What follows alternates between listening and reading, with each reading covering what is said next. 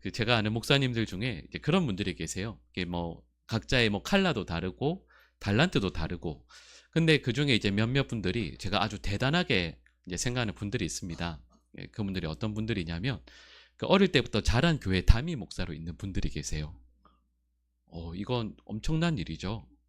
그러니까 교회에서 나를 가르쳐 주셨던 선생님들도 계시고, 또 제가 아는 어떤 목사님은 형 동생 하던 분이 교회 장로님으로 다 계신 그런 목사님도 계셨습니다. 근데 생각해 보면 참 힘드시겠다 생각이 들죠. 누가 힘들까요? 목사님이 힘들까요? 성도들이 힘드실까요? 그죠? 서로 그죠? 힘들 것 같죠? 근데 이제 아유 참 힘드시겠다라고 할 때 우리가 머릿속에 딱 떠올리는 말씀이 있어요. 그리고 그 말씀이 오늘 본문에도 나오죠. 우리 오늘 본문 우리 24절 말씀 우리 한번 같이 읽어보겠습니다. 또 이르시되 내가 진실로 너희에게 이르노니 선지자가 고향에서는 환영을 받는 자가 없느니라. 아멘. 이 말씀 보면서 우리 딱 머릿속에 생각하죠. 야, 고향에서는 선지자도 환영받지 못하더라. 그러니까 목회자들이 환영받지 못하는 거 당연하겠지 이렇게 생각하죠. 그리고 또 이 말씀을 하신 분이 누구십니까? 예수님이시니까. 예수님께서도 고향, 오늘 본문의 배경은 나사렛이거든요. 여기에서 예수님도 환영을 받지 못하셨구나 이렇게 생각할 수 있습니다. 그래서 오늘 그 단락에 보면 22절을 보면 사람들이 이렇게 막 얘기하는 내용이 나와요. 저 사람 요셉의 아들 아니냐. 그래서 우리는 그 주석들이나 여러 책들 혹은 설교 말씀을 들어도 우리 이렇게 듣죠. 이게 역시 동네 사람들이어서 예수님을 너무 잘 알고 있을 것이고, 그러니까 여러분 이걸 선입견이라고 할 수도 있고 편견이라고 할 수도 있죠. 그리고 또 어떤 주석에서는 이걸 친숙함이라고도 해요. 익숙함. 예수님을 너무 잘 아니까 너무 또 친근해서 예수님을 선지자, 더 나아가서 메시아, 나의 주, 그리스도로 받아들이는 것이 어려웠겠구나. 우리는 오늘 본문을 그렇게 해석합니다. 근데 여러분 저는 이 해석에 대해서 조금 생각이 달라요. 왜냐하면 말씀드렸던 것처럼 어릴 때부터 쭉 잘 아는 게 꼭 방해만 될까라는 생각을 하게 돼요. 제가 기억하기로는 한 10여 년쯤 전에 이제 이전에 섬기던 교회에 이제 큰 도서관이 있었거든요. 그래서 이제 뭐 사역을 하다가 뭐 잠깐 짬이 되면 거기 가서 새로 나온 책들을 이렇게 보기도 하고 읽기도 했어요. 근데 그 중에 한 권 제가 기억나는 게 이제 그 당시에 이제 이름이 점점 유명해지는 정치인이 한 분 계셨어요. 근데 그 물에 대한 책이 마치 위인전처럼 나온 책이 있었습니다. 보통 그렇지 않잖아요. 살아있는 분. 네, 위인전. 이게 제가 볼 때는 자서전도 아니고 위인전처럼 책이 나왔었어요. 한참 그때 유명했던. 근데 이제 그분에 대한 책을 이렇게 좀 이렇게 쭉 이렇게 보니까 이제 실명은 제가 말씀 안 드리겠습니다. 근데 이런 내용이었어요. 이분은 어릴 때부터 남달랐대요. 그래서 왜 아이들 막 한창 클 때 보통 동네를 막 뛰어다니고 막 그 야단 맞고 이런 일들이 주일 텐데 이 아이는 어릴 때부터 남달라서 손에 책을 쥐면 놓지를 않는데요. 밥 먹을 때도 책 보고 길 걸을 때도 책 보고 밤늦게까지 책 보고 얼마나 훌륭해요. 공부도 그래서 탁월하게 잘했고 그리고 예의도 너무 바르고 누가 보더라도 훌륭한. 그래서 동네 사람들이 다 어릴 때부터 그냥 어린 아이를 옆에서 보면서 다 뭐라고 했을까요? 야, 얘는 너무 기대가 된다. 앞으로 어떻게 쓰임받을까? 다 이렇게 생각하셨대요. 그리고 이분이 국가에서 높은 이제 중요한 직책을 맡게 됐는데 이 일들을 너무 훌륭하게 잘하는 거예요. 그래서 동료 혹은 선배들보다 진급이 더 훨씬 빠른 거죠. 자꾸 이렇게 착착착착 올라가는 거예요. 우리 같으면 이렇게 내가 진급이 빠르네. 사람들한테 자랑할 법도 안 돼. 뻐길 법도 안 돼. 이분은 직접 손수 다 편지를 쓰셨대요. 이메일 아니고 손수. 그 동료들 또 선배들에게까지. 부족한 제가 여러분들께서 애써주시고 도와주셔서 진급된 거 감사합니다. 이런 식으로 다 손편지를 다 쓰셨대요. 자, 여러분 이렇게 말씀드리면 이분에 대해서 어릴 때부터 쭉 알아온 게 여러분 그 사람에 대해서 좋게 평가하는데 방해가 될까요? 도움이 될까요? 그죠? 그러니까 누군가를 옆에서 어릴 때부터 쭉 봐온 게 오늘 본문에서 우리가 생각하는 것처럼 그래서 예수님을 인정하지 못하는구나 이렇게 받아들이기는 어렵다라는 거죠. 근데 오늘 본문에서 예수님께서 이 말씀을 하시거든요. 왜 그런가 생각해 보면 이렇습니다. 오늘 본문 말씀은 예수님께서 40일간의 그 광야에서 시험을 마치시고 나서 그 다음에 고향으로 오세요. 그리고 그 고향에서 이 회당으로 들어오셔서 말씀을 선포하시는 내용입니다. 근데 그 말씀을 듣고 사람들의 반응이 어떻게 나오냐면 오늘 본문 22절을 보면 이렇게 이야기해요. 정확히 어구가 이렇습니다. 은혜의 말씀에 놀랐다 이렇게 말씀이 나와요. 자, 여러분 잘 기억해 주세요. 은혜의 말씀에 놀랐다. 근데 이 똑같은 말씀을 마태복음 13장 54절, 마가복음 6장 2절에 나오거든요. 근데 이 두 말씀은 똑같이 뭐라고 쓰고 있냐면 이렇게 나옵니다. 놀라 이르되 이렇게만 나와요. 그러니까 여러분 중요한 한 어구의 차이가 있죠. 은혜의 말씀이라는 표현이 누가복음에만 나옵니다. 그러니까 다른 복음서들에서는 예수님께서 이 말씀을 가지고 선포하셨을 때 와, 깜짝 놀라요. 근데 오늘 누가복음에서는 특별히 예수님께서 하시는 그 말씀에 은혜의 말씀이라는 표현을 구태여 쓰고 있거든요. 이게 무슨 뜻이겠어요? 이 말씀을 듣고 있는 고향 나사렛 모든 사람들이 다 이게 우리 잘 쓰는 표현을 하자면 뭐 받았다고요? 은혜 받았다는 얘기예요. 예수님에 대해서 잘 알고 있는데 예수님에 대해서 친근하고 익숙한데 예수님께서 선포하시는 그 말씀에 모두가 은혜를 받습니다.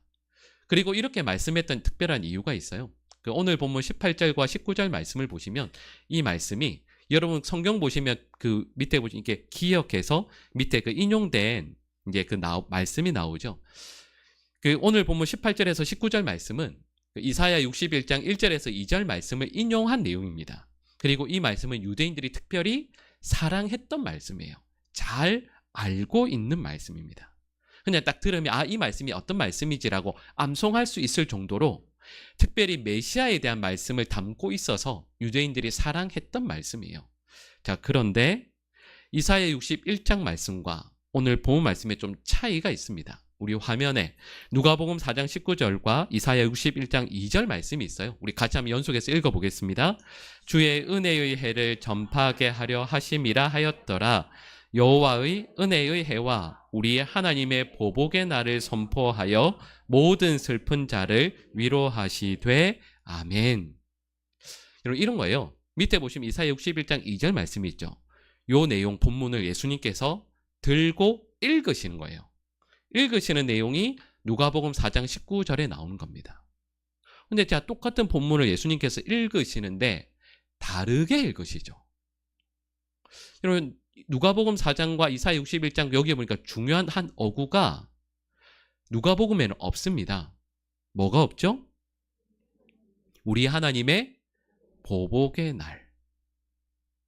여러분 보복의 날이 뭐죠? 심판의 날이거든요. 그러니까 유대인들은 오늘 말씀드린 이 말씀에 대해서 생각할 때 메시아께서 오셔서 은혜를 선포하시는 것과 동시에 뭐가 이루어진다고요? 심판이 이루어질 거라고 생각했습니다. 근데 예수님께서 이 말씀을 들고 선포하시는데 무엇만 선포하시죠? 은혜의 해 이것만 선포하세요. 여러분 그때 유대인들은 우리 좀 전에 말씀드렸죠. 은혜를 받습니다. 그리고 그 순간 예수님을 훌륭한 누군가로 여겼을 거예요.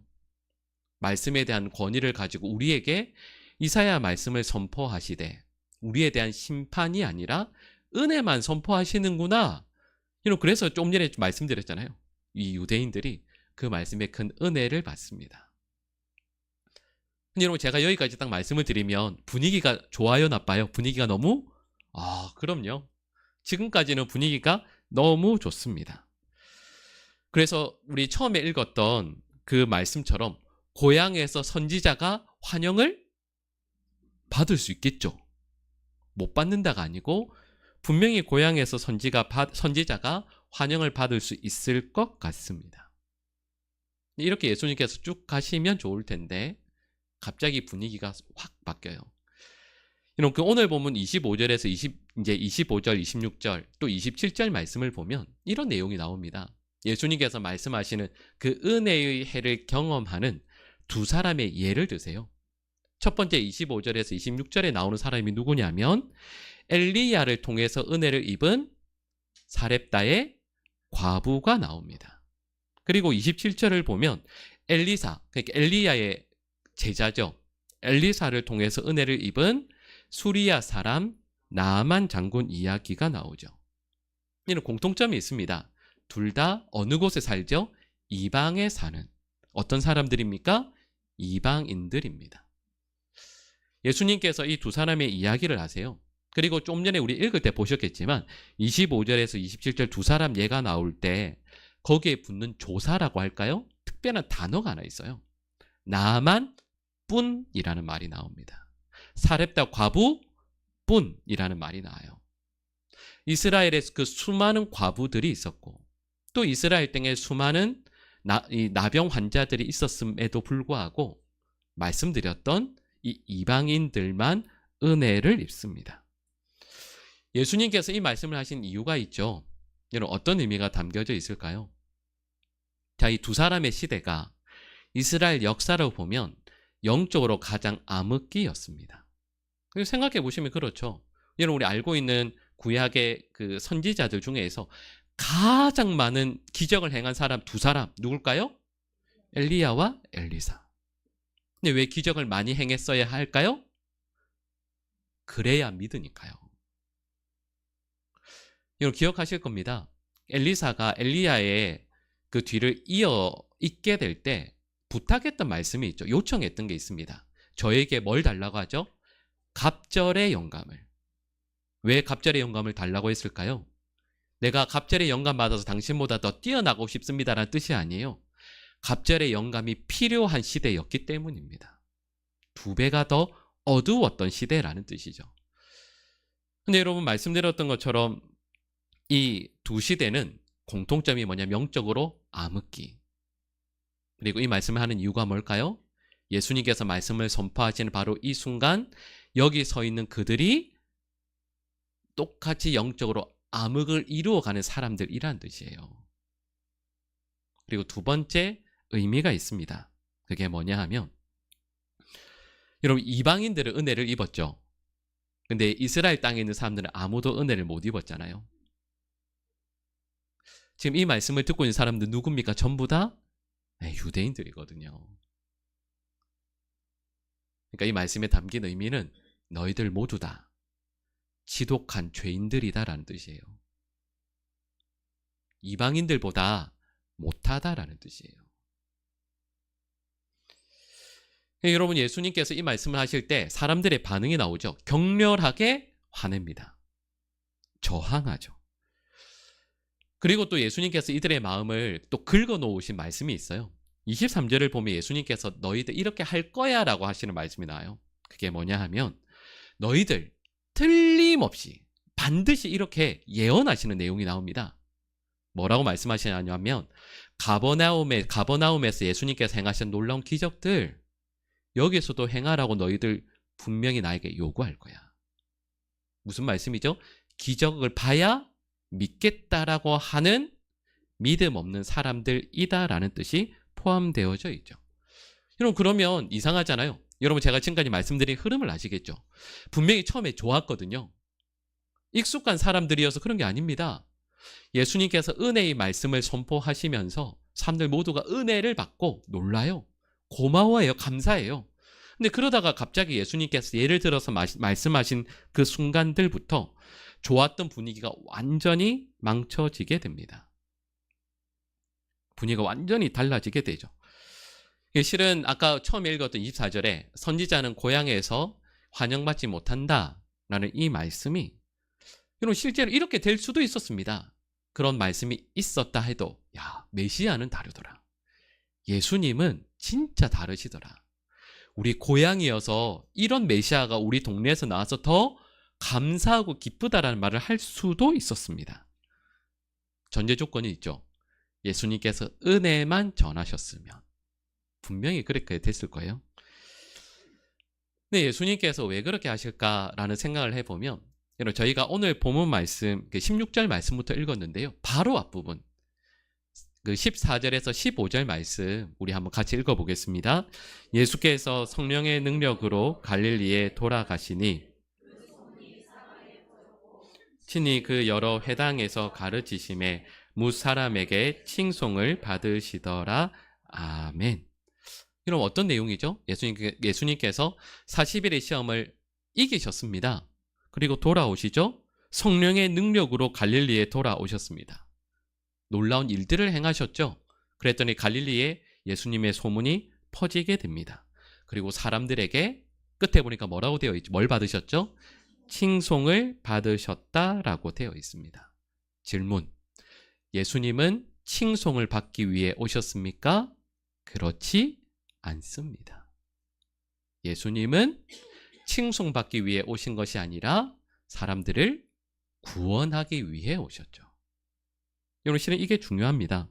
예수님께서는 사람들에게 칭송과 인정을 받기 위해 오신 게 아니고 사람들에게 회개를 선포하시고 십자가의 구원을 그들에게 전하도록 하기 위해서 오신 겁니다. 근데 여러분 예수님께서 이 나사렛 사람들에게 칭송받는 것이 목적이었으면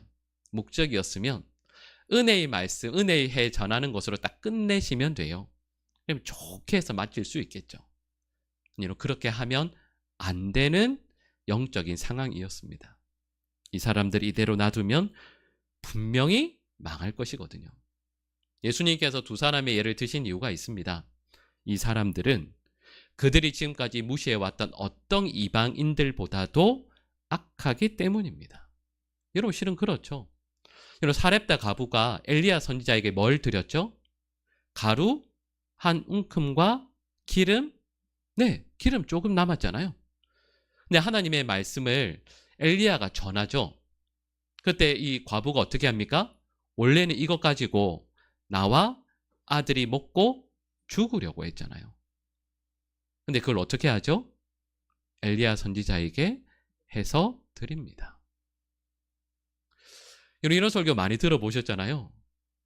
여러분 제가 그렇게 하면 어떻게 하시겠어요? 악독 목사로 유튜브에 나오겠죠. 저도 그렇게 요구 안 하겠죠. 여러분들도 그렇게 안 하실 거고.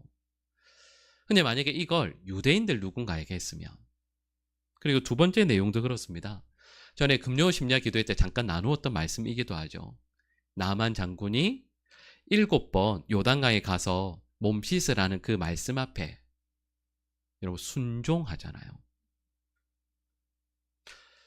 그냥 문 앞에 나와보지도 않는 그 선지자의 말씀에 그 옆에 있는 종들이 조언해줘요. 그렇게 하지 마시라고. 근데 장군인데, 가장 높은 사람인데 종들의 말에 마음을, 귀를 낮춥니다. 그리고 순종하죠. 말씀에 순종해요. 근데 예수님께서 이렇게 말씀하시는 거죠. 이 두 이방인들은 이렇게 하나님의 말씀 앞에 자신을 낮추고 회개하고 순종하는데, 지금 예수님 앞에 서 있는 그 모든 나사렛 사람들은 지금까지 이어온 유대인이라는 혈통, 가문 이런 것만 자랑하지 실제로는 결코 하나님의 백성이 아니라는 거 예수님께서 지적하고 계시는 거예요.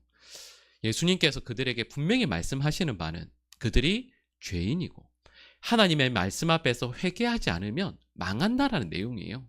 근데 이 말씀을 들은 유대인들의 반응이 이러합니다. 우리 오늘 본문 29절 말씀을 읽겠습니다. 일어나 동네 밖으로 쫓아내어 그 동네가 건설된 땅까지 끌고 가서 밀쳐 떨어뜨리고자 하되 아멘. 그럼 여기에서 말씀하고 있는 이 산 낭떠러지라는 곳이 어디인지 실은 크게는 두 가지로 나뉩니다. 이제 교회사적으로 전승으로는 우리가 알고 있는 그 나사렛 지역에서 한 1시간 정도를 가야 되는 곳입니다. 그래서 지금은 그건 거리가 너무 머니까 구 나사렛 그 동네에서 한 150m 정도 떨어져 있는 그 낭떠러지, 절벽이라고 보통은 이제 지금은 그렇게 해석을 해요. 근데 이제 이 사람들은 회당에서 그 가파른 바위 절벽까지 150m 정도를, 그러니까 예수님 손도 잡고 멱살도 잡고 옆에 있는 옷도 잡고 가파른 길을 걸어서 올라가죠. 뭐 하려고? 예수님을 떨어뜨려서 죽이려고요. 근데 왜 이렇게 화를 낼까요? 여러분 그 책들 보시면 그 이유를 이렇게 명확히 이야기합니다. 우리 잘 아시는 표현이죠. 신성모독. 아니 이 사람이 좀 전에 읽었던 내용처럼 자신을 메시아로 표현하고 있고, 그래서 예수님께서 신성모독한 것이다 라고 해서 죽이려 한다고 설명해요. 근데 여러분 한번 생각해 보실까요? 여러분 오늘 본문이 아니라 다른 성경들을 이렇게 생각해 보시면 하나님의 이름을 모독하잖아요. 신성모독을 해요. 그러면 어떻게 죽입니까? 돌로 쳐서 죽여요. 그냥 쳐서 죽이지 않고 2명의 증인을 내세우고 나서, 증언을 듣고 나서 돌로 쳐서 죽입니다. 근데 오늘 본문은 어떻게 하려고 했다고 그러죠? 붙잡고 절벽으로 올라가서 밀쳐서 죽이려고 해요. 그러니까 여러분 이건 신성모독 때문이 아니에요. 하나님의 이름을 모독했기 때문에 예수님을 죽이려고 하는 것이 아닙니다. 정확히 이야기하면 이거죠.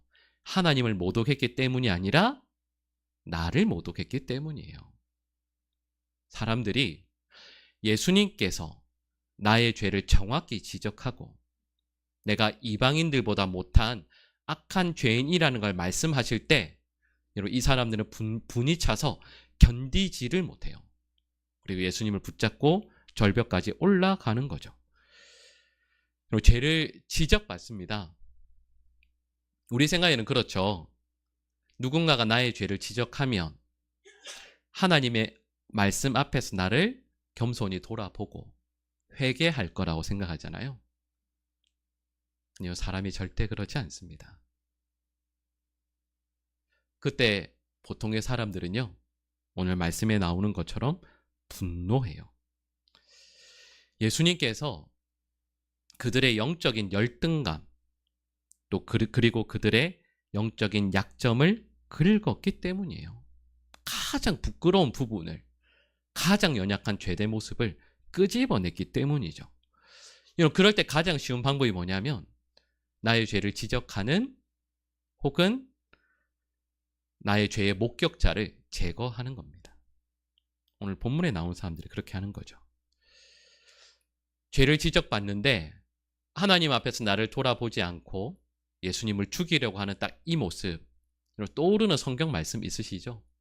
우리 사도행전 7장 54절 말씀 같이 한번 읽어보겠습니다. 그들이 이 말을 듣고 마음에 찔려 그를 향하여 이를 갈거늘. 아멘. 스데반 집사님이 그들의 죄를 지적하거든요. 그때 사람들이 나의 죄를 떠올리게 하고 나의 죄를 지적할 때 어떻게 하죠? 이를 갑니다. 그리고 죽이죠. 여러분 이게 전형적인 죄인의 모습입니다. 성경 말씀을 보면 그렇죠. 누군가가 나의 죄를 떠올리게 하고 알게 할 때 사람들의 가장 첫 번째 반응이 이거예요. 유형이 그렇습니다. 분노하고 이를 갈며 죽이려고 하는 거죠.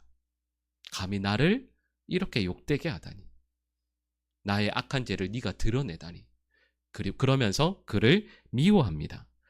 여러분 또 다른 반응도 있어요. 어떤 반응이냐면 나의 죄를 변명하기도 합니다. 그리고 이 죄를 누군가에게 전가해요. 탓을 하죠. 성경에 이런 사람들이 누가 있죠? 제일 대표적인 분이 아담과 하와요.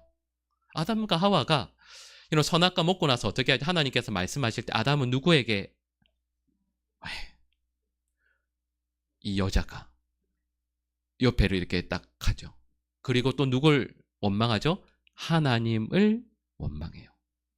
아담이 하와가 이렇게 하라고 한 겁니다. 두 번째, 하와를 주신 하나님 때문입니다 라고 하죠. 당신이 주신. 이런 하와는 또 어떻게 하죠? 뱀에게 그 탓을 돌립니다. 여러분 이게 사람이죠. 큰 죄를 짓고 큰 잘못을 해요. 근데 우리의 본성이 뭐냐면 그때 탓을 해요. 아담과 하와랑 다를 게 없어요. 많은 남자분들이 아내를 잘못 만나서, 우리 여성분들도 그러지 않으세요? 그때 그 남자를 골랐어야 되는데 이 남자를 만나는 바람에 부모를 잘못 만나서 자녀가 속을 썩여서 누군가의 탓을 하죠.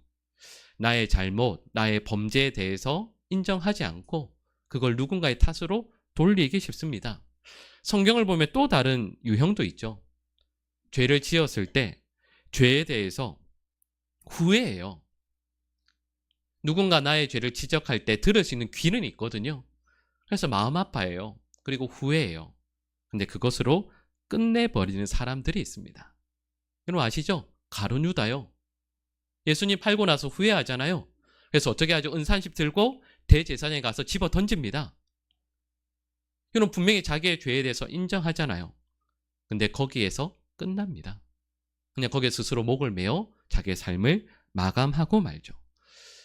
근데 여러분 성경에서 말씀하는 하나님께서 말씀을 통해 나의 죄를 지적해 주실 때, 어거스틴이 그랬던 것처럼 지나가는 아이들의 어떤 노래를 통해서 나의 죄를 떠올리게 되었을 때, 성경에서 말씀하는 성도의 마땅한 반응은 그 말씀 앞에 자신의 죄를 내려놓고 회개하는 겁니다.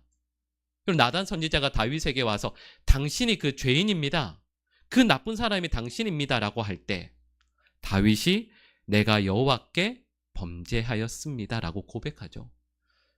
근데 여러분 이게 얼마나 어려운 일이에요. 왕이 이거 고백할 때 실은 포기하고 희생해야 될 것이 얼마나 많겠습니까? 그럼에도 자신의 죄를 인정하죠. 오늘 본 말씀을 보면서 죄 앞에서, 여러분 그렇죠, 말씀을 읽을 때 우리의 죄가 떠오르기도 하고 앞에 있는 목회자가 말씀을 전할 때 또 우리의 죄를 말씀을 통해서 지적하기도 합니다. 여러분 인간적인 마음으로는 그렇죠. 화가 나죠. 자기는 죄인이 아닌가, 자기는 나보다 뭐가 그렇게 나은가, 목회자뿐 아니라 어느 누가 하더라도요. 아니 이 정도면 괜찮지 않나. 근데 여러분 성경은 저에게 이렇게 말씀합니다. 우리 히브리서 3장 15절 말씀을 우리 같이 읽겠습니다. 성경에 일렀으되 오늘 너희가 그의 음성을 듣거든 경노하시게 하던 것 같이 너희 마음을 완고하게 하지 말라 하였으니 아멘. 우리의 죄를 떠오르게 하는 말씀이 있어요. 어떤 목회자를 통해서든 우리 가장 가까이 있는 가족을 통해서든 말씀드렸던 어린아이의 어떤 말을 통해서든 우리의 죄를 떠올리게 할 때가 있죠. 근데 여러분 그때 대부분의 사람들은 거부합니다. 그리고 분노하죠. 그리고 그를 미워하게 됩니다.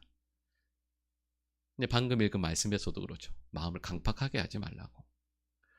말씀이 너의 마음을 치고 그래서 너의 죄가 떠오르게 할 때 마음을 강팍하게 나는 절대 은혜에 굴복하지 않으리, 하나님의 말씀에 굴복해서 나의 죄인됨을 인정하지 않으리 할 것이 아니라 말씀 앞에 나 자신을 내려놓고 나의 죄인됨 앞에 통곡하며 하나님의 은혜를 구해야 한다라는 거죠.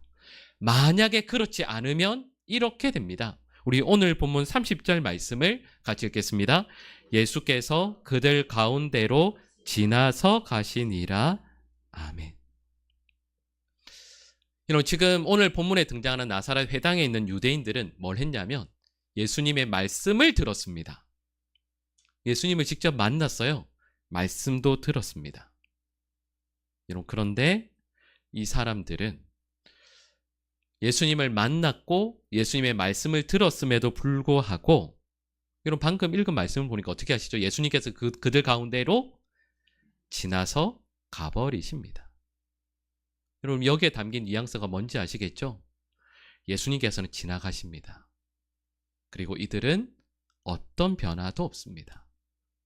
예수님을 만났거든요. 말씀을 들었거든요. 근데 어떤 변화도 경험하지 못합니다.